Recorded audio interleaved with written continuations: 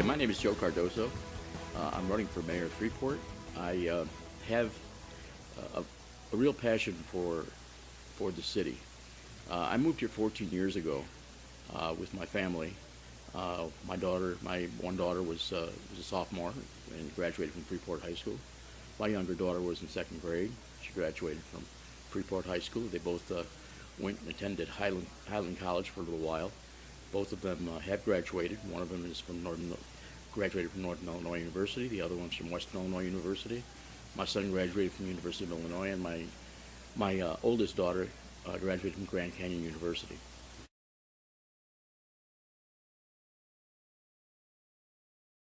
I've owned a business for 14 years here in Freeport.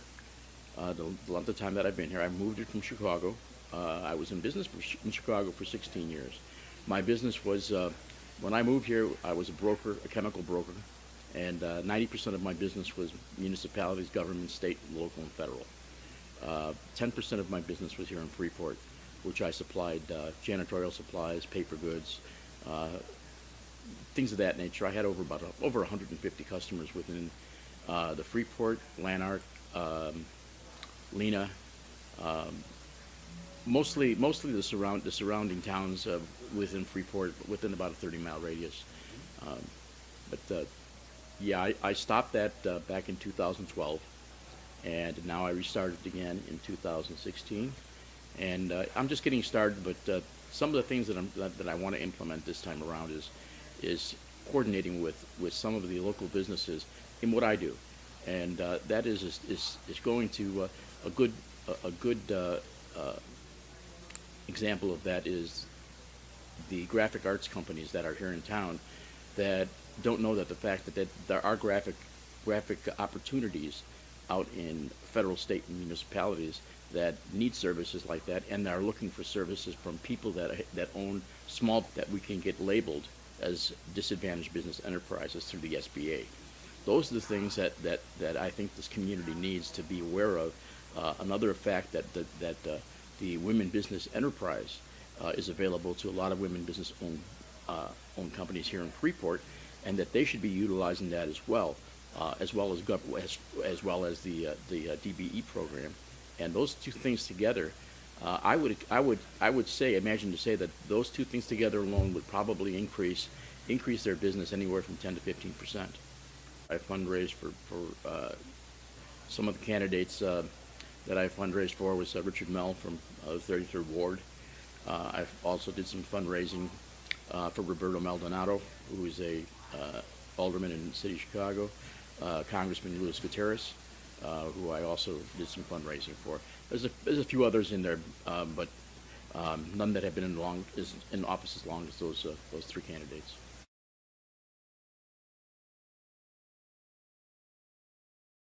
Freeport right now, I think is going through transition. 14 years ago when I came here, there was a lot more positive attitude with the citizens of Freeport.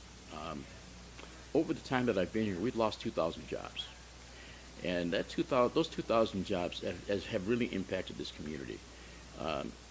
I'll give you an example. There were over 700 people working at MetLife downtown, and that is a huge hit for the downtown area. You're talking about people that were going out to lunch, stopping in the little shops, buying these, and anything that they would need at home in order to avoid going to one of the shopping centers or Walmart. They can pick it up right downtown. But that has also impacted the businesses there. A lot of them can't survive or couldn't survive, and we see a lot of businesses that have closed down walking up and down the streets of Freeport downtown. And one of the things that I think that would be instrumental for Freeport is that you have a mayor that markets the city outside Freeport, markets the city in Chicago. Go to Cream Chicago Business and find out what industries are growing, what industries are looking for a better spot to manufacture, a better place to manufacture. What places out there have education, have community college within the city, have parks, have the opportunity to join different civic groups and clubs and things that they have in their own areas. We have all those here. We have that, and the most important thing is we have a workforce here that's ready and able to go to work, and that's the most important thing for me to sell to companies that are looking to grow and are looking to find a new place to expand. And I think Freeport offers that. Freeport offers a good place for people to raise their families, and that's one of the main things when a company looks for a new place to move. They look to find out, to see what there is for their families. And I think we have everything here to offer families. I came here 14 years ago from Chicago. I moved my business here, and I'll tell you right now, I'd never move back to Chicago. I love it here. My kids, one of them stayed here, but that's the other thing I'd like to talk about is the fact that we have the capacity to keep our kids who graduate from college here in Freeport. We have the capacity to do that because we have the things available to companies that are growing. We can bring those companies here and show them that we have the people that graduate from college and graduate from high school, and that we can keep them here if they plan to open up their business. Right now, those kids don't have the opportunity, and we have to give them the opportunity, not only as their parents but as the citizens of Freeport.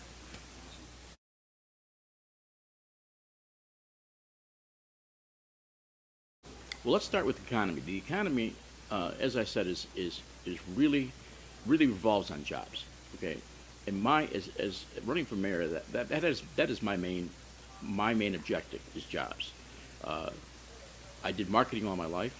I feel I can approach that particular community with hands-on knowledge of how to run a business, and I can talk on the same areas that they experience and they're looking for when they want to move and expand.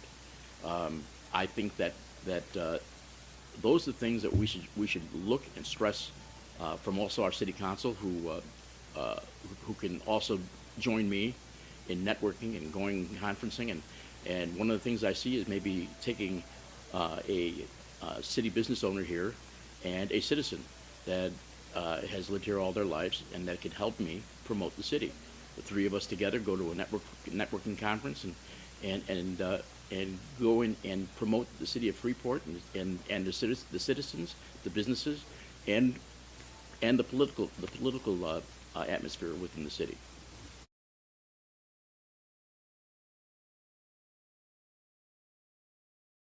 Yes, I do. I think Freeport, in choosing a city manager, they have to go outside the city. They can't take anybody that's going to be a city manager that can be influenced in any way by the current political the political arena that's here. People that have been running the city for a long time. We need somebody that has an open mind, that has new vision for the city, that can work with city council and the mayor to progress on those, to take those steps and move them forward, and move Freeport forward in the areas that I spoke about in education, in tying education with jobs, and those are the things that I think that a city manager, not only managing the city, but in managing the city, he can also offer the citizens a way to implement some of the things that I spoke about regarding the economy, and definitely the city manager has to be chosen outside of the city. I think the city manager has an overwhelming job that he's going to be taking. I also think that the city manager should walk into a position that has a absolutely clean slate. I feel that the city of Freeport needs to be independently audited before that manager gets in, so that way if there's anything that needs to be taken care of before he takes his position, and also with the new mayor taking their position, that any foreseen problems, whether it's financially, whether it's infrastructure projects that have already been started, all of those things that need to be all those loose ends that need to be tied up before the manager and before the mayor takes office.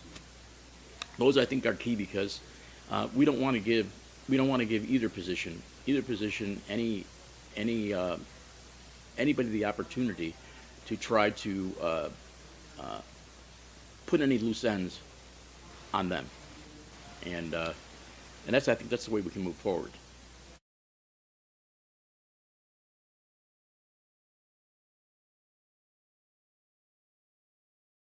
The role is reduced um, only in pay.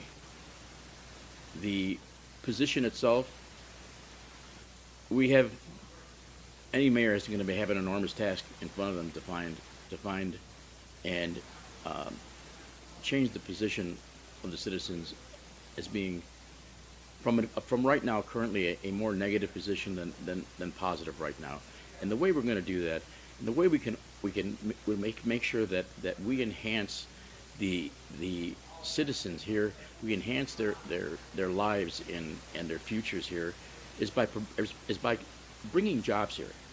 And if you see that's probably the main thing I'm talking about today is jobs, is because it's a key thing for growth of any city, and it's a key thing for people in this city to understand that when you have a job, okay, your your whole personality, the way you hold yourself, the way you conduct yourself is completely different than when you're out of work.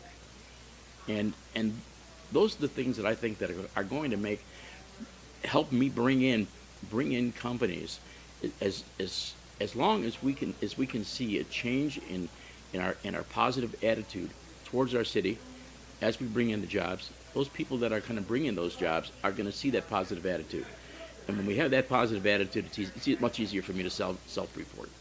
And it goes along with anything. Good times, people are happy. Bad times, well, I don't have to explain that.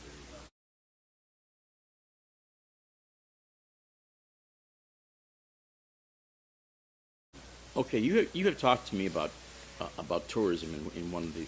I didn't mention that particular part, but tourism could be a very important part of the city.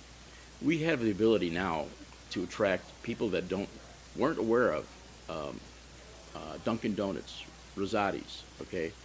And what a lot of people think when I say things like that, to put it on those blue signs when you're coming into town on 20. The reason I picked those two companies is the fact that they have name recognition. And when you have name recognition, it draws people in. Once it draws people in, maybe they'll look at that, they'll look and say, you know what, we've already tried Rosati's. We've never tried Semino's. We've never tried as they drive into town. We've never tried. We haven't been to Applebee's in a while, or we haven't seen the downtown area. We don't know what down. Maybe there's some places downtown that that we'd like to try out. Those are the ways that we're going to bring in people. People are going to Galena, and they're going to Galena for a reason. By the time they hit Freeport, they've already traveled in their car about 2 hours if they're coming from Chicago. Okay, they're hungry. They want to stop. They want to rest before they get into Galena. Let's draw them in. Let's draw those tourists in. And the other thing is we have a lot of natural resources here that we can promote. We have deer hunting. Deer hunting is getting bigger and bigger in Chicago, and there's a lot of farmers out here that I'm sure that would like to rent some of their land out to people. And when you rent out land, they're not here for 1 or 2 days. They're here for 3 or 4 days, hunting, fishing. We have fishing all around us. Leonaqua State Park. We have the Mississippi River not far. We also have gambling and casinos. Those are the things that are that we can promote, but promote them. Stop here first. Stop here first. Check out our town. See what's available. And those same people that are going to stop in our town are some of the same people that are looking to grow their businesses. And if they have the opportunity to do that when they look at our town, and we give them that opportunity to feel good when they leave our town, it's a plus situation.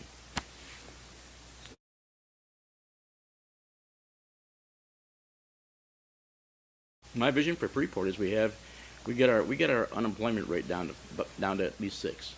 If we can get our employment down rate to 6, the positive vibration out of this town would be phenomenal. I'm not throwing a pitch in there for the Beach Boys. Okay, it's really uh, critical that when we look at Freeport, we look at two things. We look at um, the ability that we have to have a safe community, and we can make it safer with jobs. We can make our community better educated with jobs. Jobs bring in taxes. Jobs bring in tax dollars. People who are employed spend their money. Most people that are employed spend their money in Freeport. They live here. Therefore, everybody benefits. The city benefits, the people benefit, and most of all, the whole city of Freeport benefits. And that's how another reason how we can work on our infrastructure.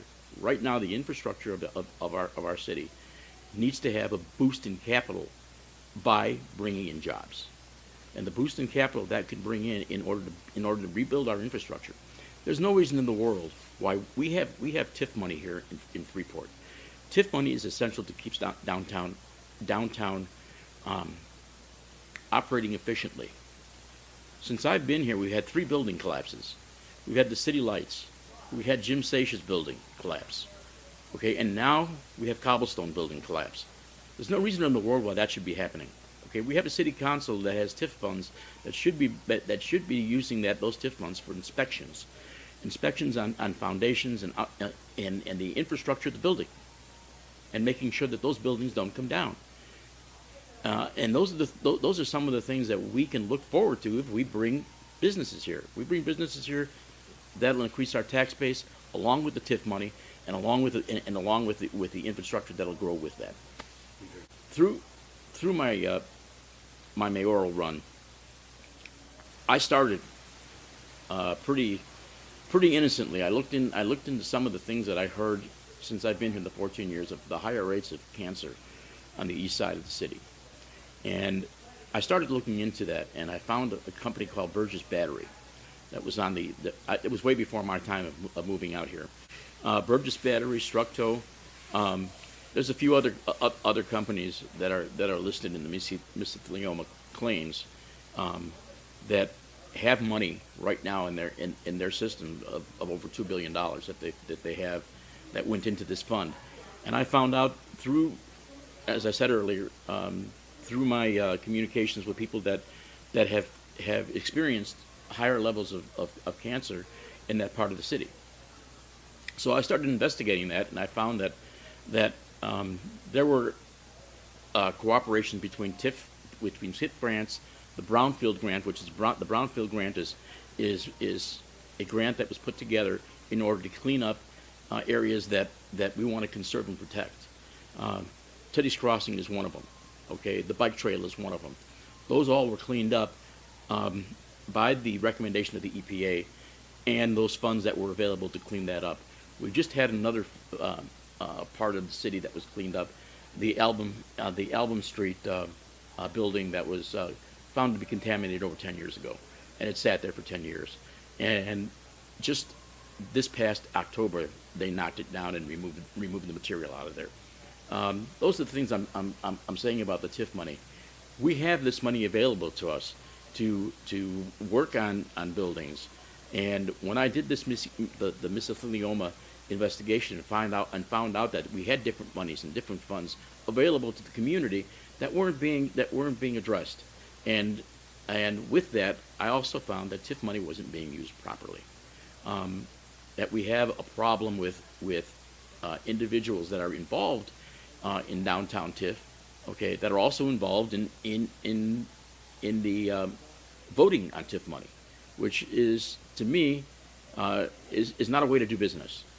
You have to create an environment politically that the citizens can trust. The citizens can feel in good conscience that the people they elect, okay, are trustworthy people of the community that have the same passions and the same belief that they do.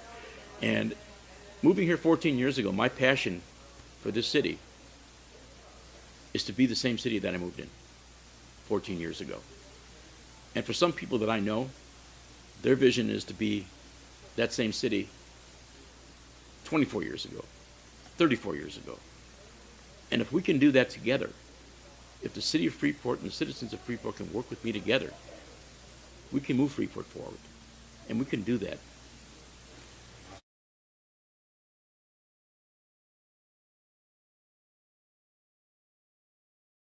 Let's start with something that happened this election year. Okay, so Freeport has a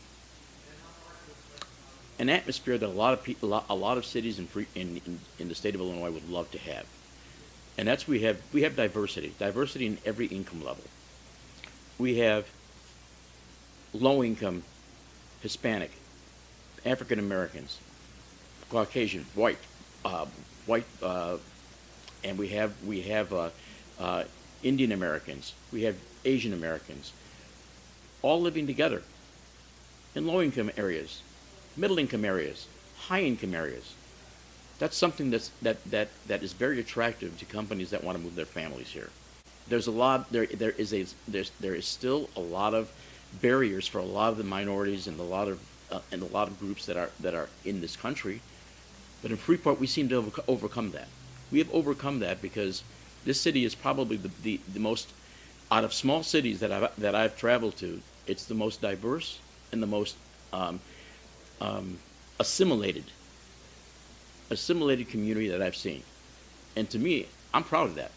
Yeah, I'm really proud of living in a town like that, and that we can we have the ability to make our city not perfect, okay, but better each year, better each 10 years, and let our people know that as city council members and as the mayor,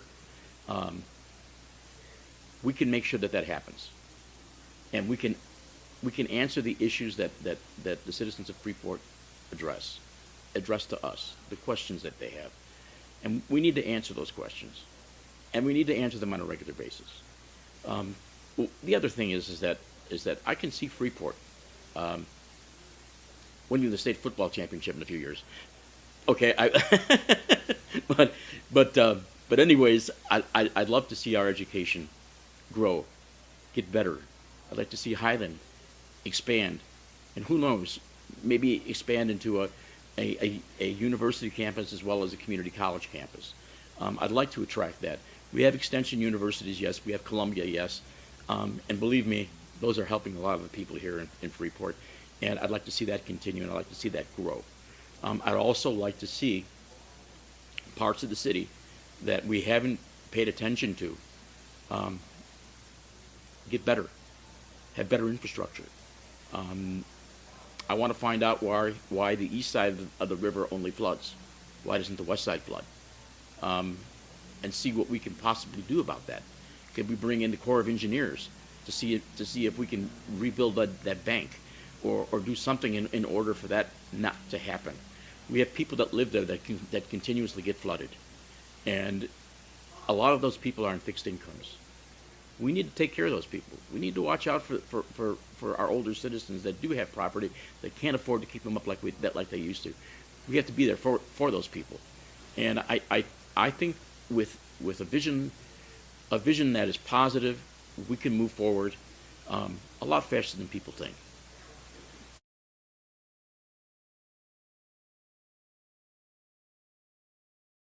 I've been in business here for 14 years. I know a lot of business people. 11 years. I see areas that we can change in our business community. A lot of our longtime business owners have the attitude of, if it's not broke, don't fix it. Okay, it's broke. We need to fix it, and we need to fix it as quickly as we possibly can. And with that in mind, they have to understand we're fixing it for them too.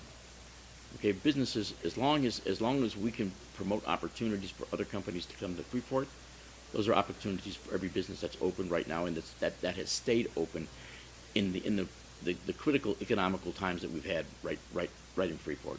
When we lost, I think that what makes me different is the fact that I already have this that I ran. the municipalities that I know already, the businesses that I've done with state, and local, and federal government, to bring those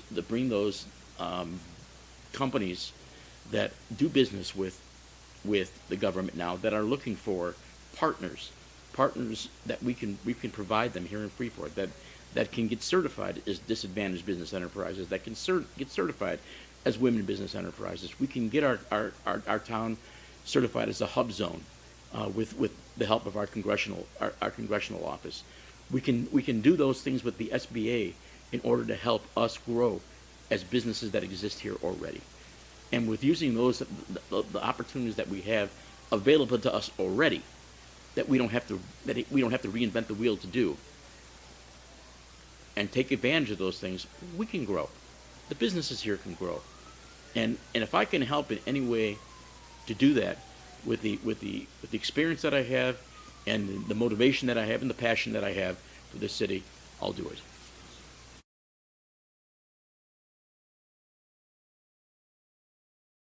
I'd like to say to the people of Freeport that we together have to do this.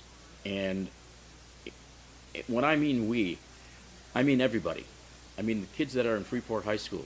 They have to understand that if we look to them to fill the jobs that we bring here, do your best you can.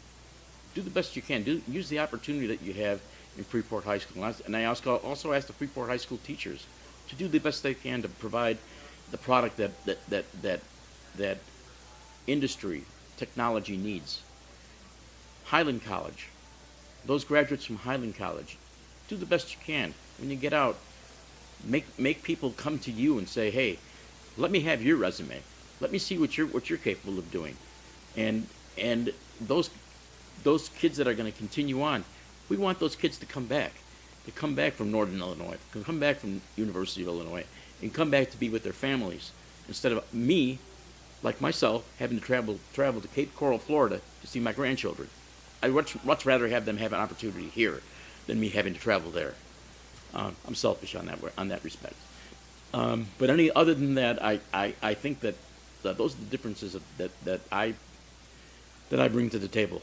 And as a candidate for mayor, I feel that those are the elements of my campaign that I want to stress.